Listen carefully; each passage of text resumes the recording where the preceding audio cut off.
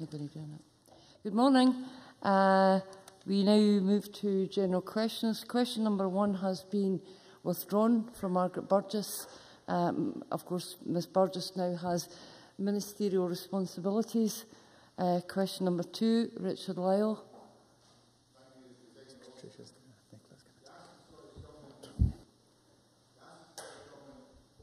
To the Citizens Advice Scotland report, suggesting that the number of Scots receiving food parcels from charities has doubled in the last 2 years due to the changes to the benefit system. Cabinet Secretary Nicola Sturgeon. Very clear from this report that the UK Government's welfare reforms are already having a negative impact on the most vulnerable people in our communities and indeed placing them at greater risk of poverty. This underlines the urgent need for decisions about welfare to be taken here in Scotland. Until that happens, the Scottish Government will of course continue to do all we can within our current powers to support families and individuals during these difficult economic times. Richard Lyle. Can I thank the Cabinet Secretary for that answer? Will the Cabinet Secretary undertake to raise the Citizen Advice Scotland report with the relevant minister in the UK Parliament in order to ensure that this fact is being highlighted?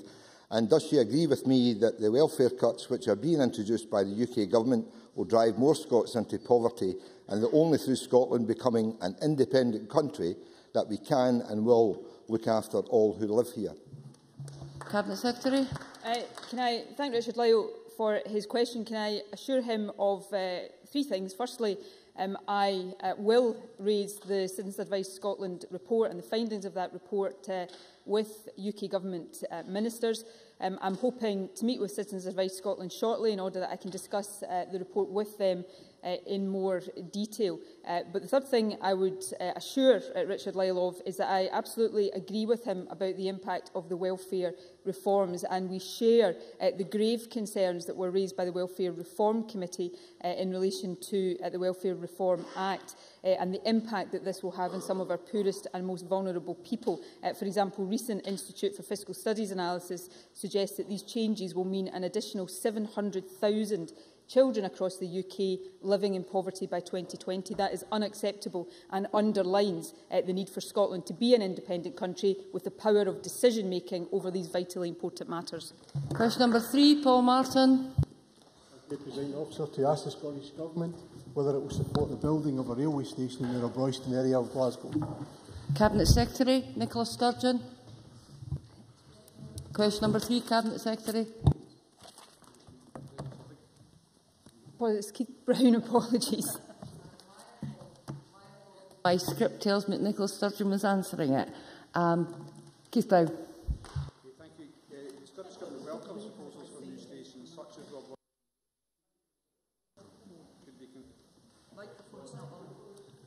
Can we have Mr Brown's microphone on, please?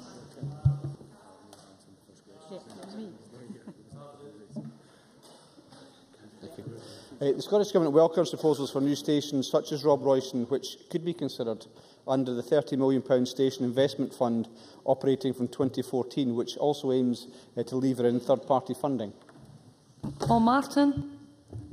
Presiding Officer, when we consider the importance of encouraging local communities to use public transport, surely when a developer is willing to provide the necessary funding to ensure the development of Rob Royston railway station, I would welcome a more detailed reply from the Minister to advise us whether the Government will ensure that that particular project is taken forward. Keith Brown. Apologies, perhaps I assumed that the member knew more about the background than he actually does, but he'll be aware that Glasgow City Council, are actually put a condition on the application. They've required a stag appraisal to be undertaken, and the evidence of that stag appraisal has not yet been presented to Transport Scotland. We are waiting for that. I am aware that perhaps one of the viable options would be for a new station to be produced once the Cumbernauld line is electrified. And I think it's unfortunate that the member's taken that approach, because each time he's asked questions on it or asked to meet with me, I think we have taken a positive approach and we remain positive about this. It wouldn't be the case, for example, that we'd be investing £40 million in Fastlink or the £300 million in the Glasgow subway if we were not positive about services, public transport services in Glasgow. So we are positive about this, but there are processes that have to be gone through first of all. Question number 4, Joe McAlpine. To ask the Scottish Government what key events are planned for the 2012-13 Winter Festivals programme. Cabinet Secretary Fiona Hislop. Scotland's Winter Festivals celebrate our nation's rich culture and heritage and showcase Scotland on an international stage. Negotiations with event organisers are still ongoing, but we will publish the Winter Festival programme of events later this autumn. Through Event Scotland, we will support a broader geographical spread of events than last year, engaging Scots the length and breadth of the country in Winter Festival celebrations, including St Andrew's Day, Christmas, Hogmanay and Burns. McAlpine. I thank the Cabinet Secretary for her answer.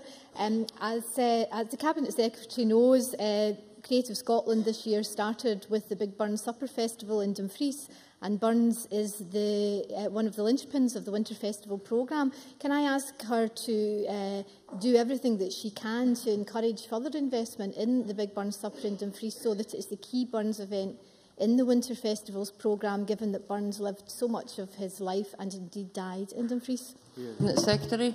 Well, can I say as an Ayrshire lass, I have to be very careful about giving any designation of key areas for Burns celebrations, but I was very impressed with the Big Burns Supper when I attended in January last year. I know that Joel McAlpine is an enthusiastic champion. Bearing in mind that 10,000 attendees were at the Big Burns Supper in Dumfries at that time, I think it's very attractive. The quality of the productions will be very attractive to investors, and I think in championing the Big Burns Supper, Joe McAlpine, I think, is adding another additional Burns event, which I think will be one that we can come to love in years to come. Question number 5, Margaret McCulloch. To ask the Scottish Government what the reason is for the reported rise in the number of people arriving at accident and emergency units who were not admitted, discharged or transferred within 8 hours. Cabinet Secretary Alec Neil. Thank you, Presiding Officer. Since 2010-11, 16 hospitals have reported a reduction in the number of people arriving at accident and emergency units who were not admitted, discharged or transferred within 8 hours. 22 hospitals reported an increase. Most of the increase is concentrated in a small number of hospitals, and one hospital accounted for nearly half the increase.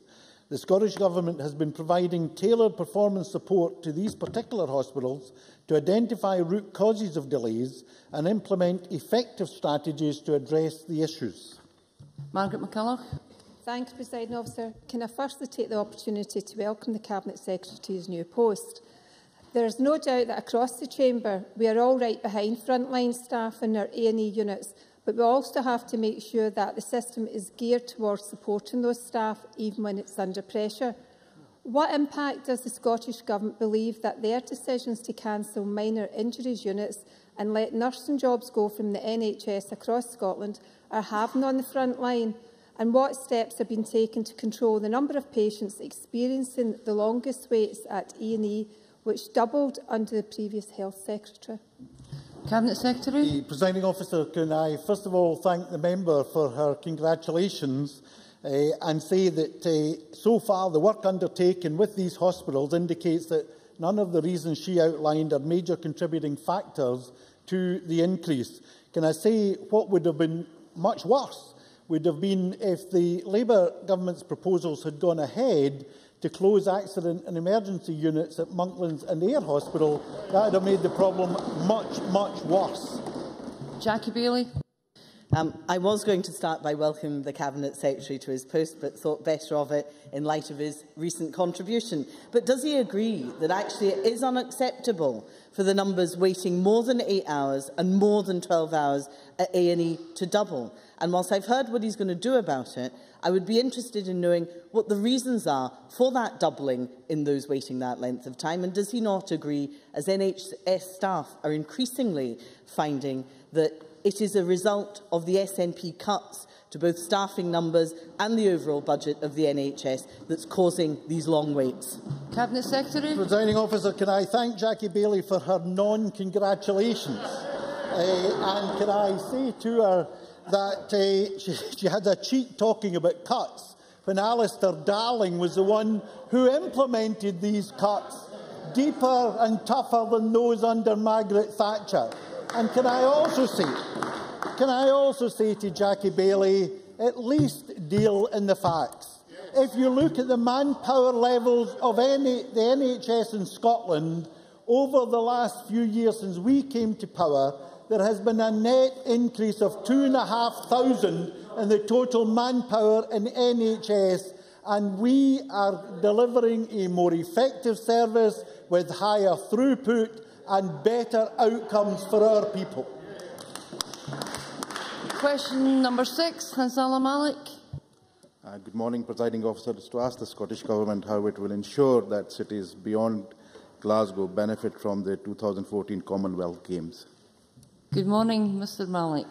Cabinet Secretary Alec Neil. Thank you, Presiding Officer. The Scottish Government is committed to creating a lasting and positive legacy for the whole of Scotland from Glasgow hosting the 2014 Commonwealth Games.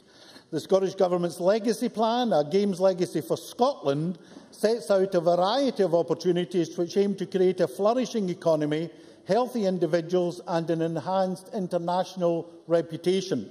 We continue to work closely with our national and local delivery partners to fulfil our collective ambitions to ensure individuals, communities and businesses across Scotland get every possible benefit from these games and other major events over the coming years. Hansala Malik. Thank you for that response. It's very positive. As a Glasgow MSP, I'm delighted that the 2014 Commonwealth Games will showcase the great city. But the Games also present a unique opportunity to sell the whole of Scotland to the world. I want the 4,500 competitors to return home to the four corners of the globe, singing the praises of Scotland as a historic and a holiday destination. So can I ask what consideration has been given to provide athletes from the 72 competing nations with concessional travel within Scotland and also in terms of Scotland's marketing ability? Cabinet Secretary. Presiding Officer, one of the major areas of preparation is not just concessionary travel, but the whole transport infrastructure to make sure that that can accommodate the Commonwealth Games. Indeed, one of the major reasons why we gave the go-ahead after 50 years to the completion of the M74 was precisely for that reason, to ensure that the transport infrastructure in and around Glasgow in particular was fit for the Commonwealth Games in 2014. But I absolutely share the ambition of the member to make sure that this is an international event, and not just the participants, but those who are with the participants, the international media, and all those attending the Commonwealth Games in Glasgow in 2014 go back home with a very positive and upbeat image of Scotland, knowing that by that time we will be within a few months of voting for independence. Aileen MacLeod. The Cabinet Secretary will recognise that Dumfries and Galloway occupies a strategic location, welcoming visitors to the Commonwealth Games, particularly from Ireland and Northern Ireland, through the Loch Ryan ports. What consideration has been given to ensuring the Commonwealth Games legacy extends to the far south-west of Scotland, so that they too can benefit from the opportunities arising from these games? Cabinet Secretary. Presiding Officer, there are a whole range of initiatives involving Scottish companies, youth employment, volunteering, young Scots, and a whole range of other activities as well, which is going on right across Scotland, including in the south-west of Scotland. In a very specific area where I believe that we could do more in the south-west is if the current experiment in reducing the cost of train fares between Stranraer and Glasgow by a substantial amount from £43 a return to £15 a return, if that pilot works, then one of the most effective ways that we can ensure that people from the south-west and indeed from people using the port at Cairnryan can benefit is by a cheap, fast rail service between Stranraer and Glasgow. Question number 7, Linda Fabiani. To ask the Scottish Government how it assists local authorities to ensure that childcare places are available for working parents. Minister Aileen Campbell. It is the statutory responsibility of local authorities to secure preschool provision for 3- and 4-year-olds. The Scottish Government increased the entitlement from 412.5 hours per year to 475 hours per year in 2007. Under proposals currently being consulted as part of the Children and Young People Bill, the Scottish Government will also provide more free early learning and childcare hours than anywhere else in the UK and offer more flexible choices of delivery, including compressed hours or hours during holiday periods. The aim of these proposals is to improve outcomes for young children and to reduce the barriers to work and training faced by many parents. Fabiani. Sorry, Presiding Officer. Can I thank the Minister for that answer? With regard to this, the Minister may be aware that the on-site nursery in HMRC in East Kilbride has given notice of closure, and it currently provides places for 59 children of working parents. This, Minister, coupled with the admirable commitment to early learning and childcare provision, means that there is real concern in East Kilbride that the town doesn't have enough spare nursery capacity, and it's a real worry, particularly for working parents who are concerned about work schedules, etc., and starting times. The Council is, of course, endeavouring to be helpful to working parents, but is there any further assistance which can be offered by the Minister? Minister. I am aware of the issue that Linda Fabiani raises and know that South Lanarkshire Council are working closely with on-site nursery providers during this time and providing the affected children with alternative full daycare options within the local authority area. But the Scottish Government does realise the real pressure that is on families as well to have a work-life balance, which is why I, along with John Swinney, hosted a summit that invited business leaders to come and discuss more flexible working patterns, working at home, which increases productivity, staff morale as well. So we understand that there is a real issue for parents across Scotland, not just in East Kilbride. I do offer my support to Linda Fabiani in her work to represent our constituents. Happy to meet with her to discuss it further if she wants to, but do know that South Lanarkshire Council are working hard to support the children who are affected by the closure of this nursery provider. Question number 8, Jim Eadie. To ask the Scottish Government what impact the proposed job losses at the BBC will have on broadcasting in Scotland. Cabinet Secretary Fiona Hislop. The 35 job losses confirmed at the end of August in BBC Scotland are very disappointing, particularly as fully 17 of them are in news and current affairs, an area that the BBC should be enhancing rather than reducing at this important time in Scotland's history. That is why I wrote to the Director General Designate of the BBC to make representations about this, and the First Minister discussed this with him earlier this week. Thank the Cabinet Secretary for that answer, but does she understand the mood of despondency which exists among BBC Scotland staff and trade unions at the scale of these cuts? And does she agree with me that to undermine the work of dedicated staff and to shortchange licence fee payers in Scotland at a time when the national debate needs to be rigorous and extensive is not only damaging to the BBC's reputation as a world-class public service broadcaster, but is in fact nothing short of a national disgrace? Cabinet Secretary.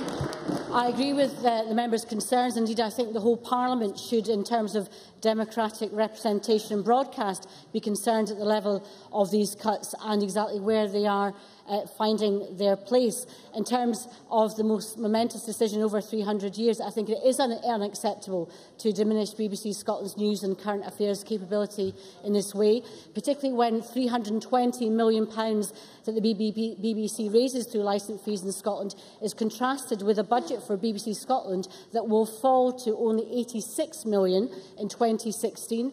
It is even of further concern that the distribution of the cuts in Scotland is entirely the responsibility of the BBC Director for Scotland. Question number 9 in the name of Mark Griffin has been withdrawn for understandable reasons. Question number 10, Jenny Mara. To ask the Scottish Government when it will publish the bidding criteria for the proposed National Football Academy. Cabinet Secretary Alec Neil. Presiding Officer, the bidding guidance and associated documents will be available to potential hosts in December 2012, as set out in the letter of 30th of August from the Chair of the National Performance Centre Steering Group. I should reiterate that this whole process will be fair, open and transparent. Briefly, Ms Mara. I thank the Cabinet Secretary for his answer, and I'm very glad that the criteria will be published as it was meant to be just after March, because the Sports Minister will be aware that 5,000 Dundonians have signed the campaign. I welcome the Cabinet Secretary's announcement. Cabinet Secretary, briefly. Welcome Ms Mara's welcome, Presiding Officer. That ends general questions.